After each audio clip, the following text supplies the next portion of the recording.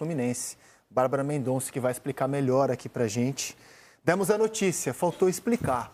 Por que o Fluminense decidiu demitir o Diniz? Bem-vindo à Seleção, Bárbara. Tudo bem, Rizek, prazer, boa tarde para todo mundo que está ligado na Seleção. Há alguns dias, né, quando já começou a se falar sobre essa possibilidade de demissão do Diniz, né, o Diniz era um cara que era muito respaldado internamente pela diretoria, mas esse respaldo não necessariamente significava passadas de pano, digamos assim, né? Existia uma cobrança ali da diretoria, dentro do próprio vestiário e tudo mais.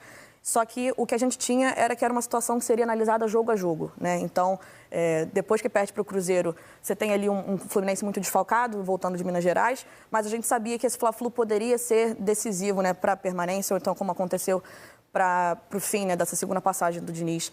E aí, o presidente Mário Bittencourt é um cara que não gosta de demitir técnico de cabeça quente, né? Antes de entrar, estava até ouvindo vocês falando, né, que demitir um dia depois do Clássico talvez fosse cabeça quente, mas isso não é considerado cabeça quente, né? Porque é aquilo.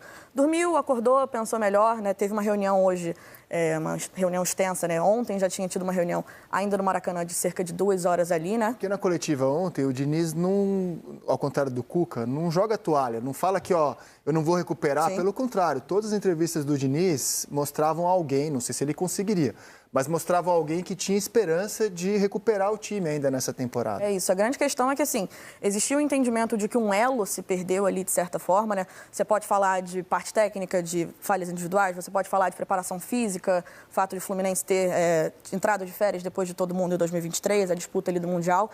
E aí as próprias decisões táticas, né, do Diniz, o fato de que o Fluminense se tornou um time previsível, né? Hoje o Fluminense é muito mais facilmente superado do que era anteriormente. Só que aí você tinha aquela situação de que jogo a jogo. Hoje aconteceu assim, amanhã a gente vê como é que fica para a próxima rodada. Então, essa corda se esticou, acabou se rompendo. Importante a gente dizer aqui que não foi uma saída em comum acordo, né?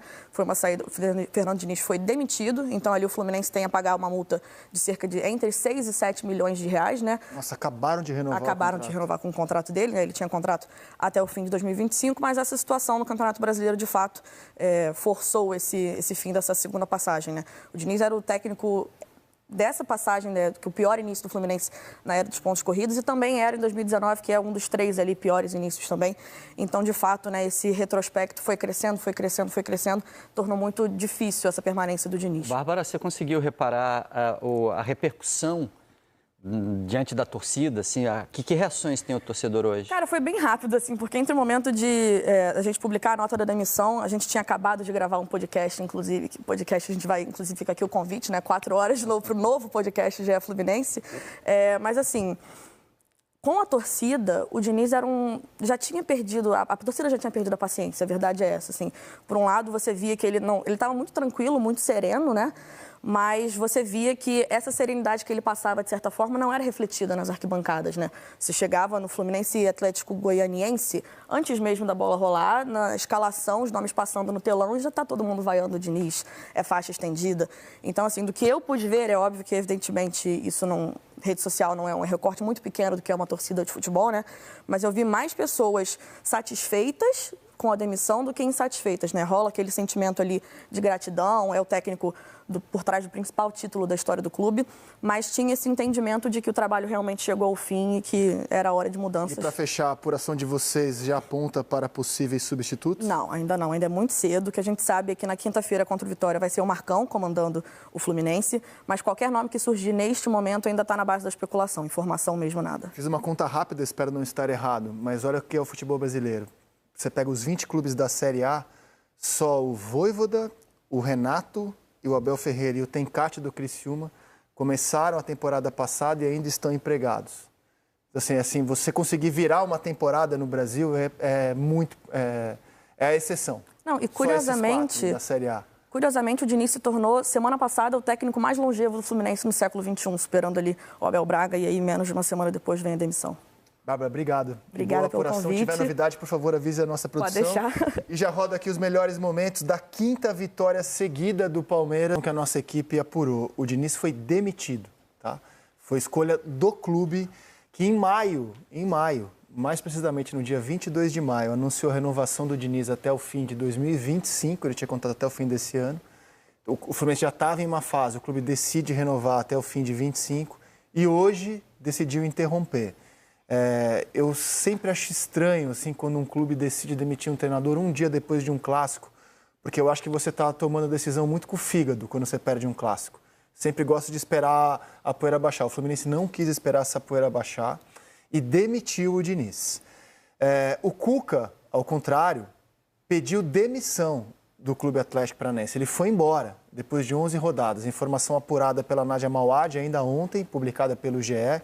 E será que as coisas, essas duas decisões, estarão entrelaçadas em algum momento? Será que o Cuca passa a estar na mira do Fluminense? E será que o Diniz passa a estar na mira do Furacão? O Diniz já trabalhou no Furacão, o Cuca já trabalhou no Fluminense. Estou aqui fazendo uma especulação. Talvez a Nádia já tenha alguma resposta com relação a isso. Ela está ao vivo de Curitiba. Nádia, boa tarde a você. Bem-vinda ao Seleção. Tudo bem, amiga? Fala, Rizek, uma boa tarde para você, uma boa tarde para todo mundo. De especulação, vamos transformar em informação? Vamos transformar em notícia? Sim. Eu estava aqui no... Vamos lá! Eu estava aqui no retorno e acompanhando tudo que vocês já estavam falando, a notícia sobre a saída do Fernando Diniz. E a gente sabe que o presidente Mário Celso Petralha gosta e muito do Fernando Diniz. O Atlético Paranaense foi o primeiro clube a dar uma oportunidade para o Diniz na Série A do Campeonato Brasileiro em 2018. E diversas vezes o presidente Mário Celso Petralha, nos últimos anos, fez diversas declarações de amor ao trabalho do Fernando Diniz. Assim que eu ouvi você dando a notícia do GE. Globo, eu mandei uma mensagem para o presidente Mário Celso Petralha. Presidente, o Diniz acabou de cair. A resposta dele foi, mas agora é verdade? Ontem era fake news. Eu falei, agora é verdade, presidente. Agora eu estou esperando o resto da resposta. Mas cravo aqui, o Atlético tem interesse no retorno do Fernando Diniz. É um nome que agrada, é um nome que interessa. Se isso vai se transformar em uma negociação, acabou de acontecer a notícia. A gente vai acompanhar as próximas horas. Mas já digo aqui que é um nome que agrada, que interessa e que já despertou a atenção do presidente Mário Celso Petralha, que está de olho nessa notícia. Porque se ele estava de olho ontem e quer saber se é verdade hoje, então, presidente, verdade, Fernando Diniz não é mais técnico do Fluminense, foi demitido, como André Rizek disse, e hoje sim, neste momento, interessa ao Atlético Paranaense. Repito, se vai evoluir essa conversa, a gente vai ver nas próximas horas. Tudo acabou de acontecer, o futebol é dinâmico, mas internamente já digo que o Atlético gosta, interessa e vai tocar o celular do Fernando Diniz. Ô, Nádia... Tá bom para você, Rizek? Tá ótimo, porque a gente já deu a informação e o que pode acontecer na sequência. E eu queria te perguntar, a gente sabe que o Cuca, ao longo da carreira dele, ele já foi movido por alguns rompantes, assim, que ninguém esperava, né? Ele deixa o Galo num dia 24 de dezembro, ligando para o presidente, vou embora. O presidente achou que era um trote à época, ele era campeão brasileiro e ele foi. Ele pediu demissão do São Paulo de forma intempestiva. É uma coisa que marca a carreira do Cuca, de repente alguma coisa acontece, ele vai embora. O que levou o treinador a deixar o Clube Atlético Paranaense depois de 11 jogos? E eu lembro que o Furacão foi um clube que abriu as portas para o Cuca no momento em que não era simples o mercado se abrir para o Cuca. O que levou o Cuca a pedir demissão, Nádia? Olha, Rizek, é uma série de fatores, né? Sim, se você me perguntar, Nádia, foi mais um rompante, foi surpreendente, eu digo que foi pelo momento do Atlético. Apesar de nos últimos 3 jogos serem 3 empates consecutivos, nos acréscimos, foi assim contra Flamengo, Botafogo, e se repetiu novamente contra o Corinthians, o Atlético é o 5º colocado no Brasileiro. Está brigando ali na parte de cima da tabela. Então foi surpreendente a maneira como isso aconteceu. Existia ali no Atlético um treinador e uma diretoria que não estavam falando a mesma língua já há algum tempo. O Atlético foi muito claro quando disse que no ano do seu centenário gostaria de brigar pelo título brasileiro.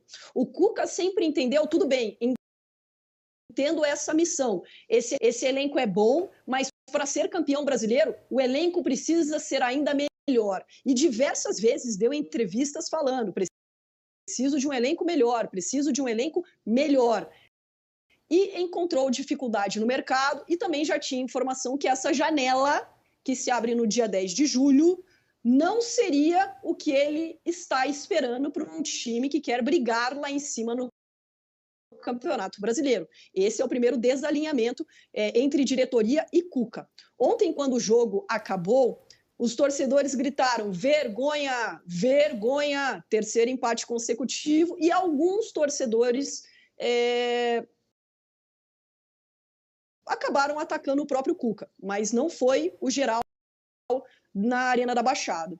O Cuca foi muito chateado pro vestiário, e no vestiário ele encontrou um dirigente do Atlético Paranaense. Então é isso, né, torcida? Eu vou trazer para vocês aí mais uma notícia. Com demissão de Diniz, Marcão comanda o Fluminense contra o Vitória.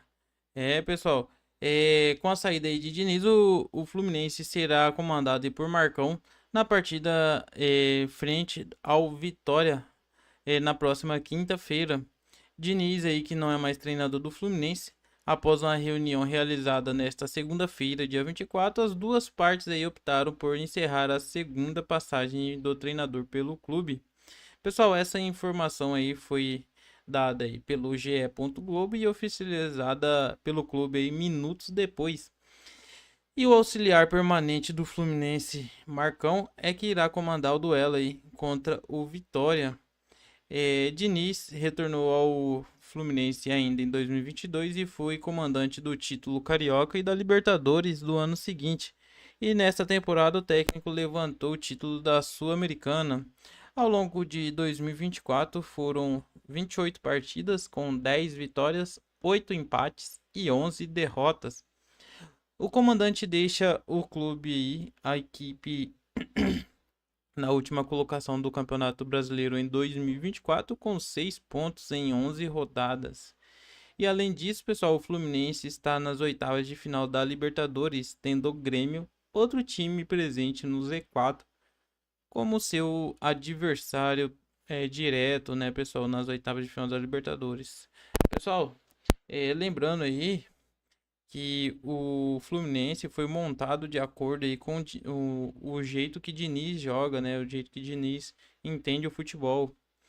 E será que foi uma boa opção mesmo ter mandado o homem embora, moço?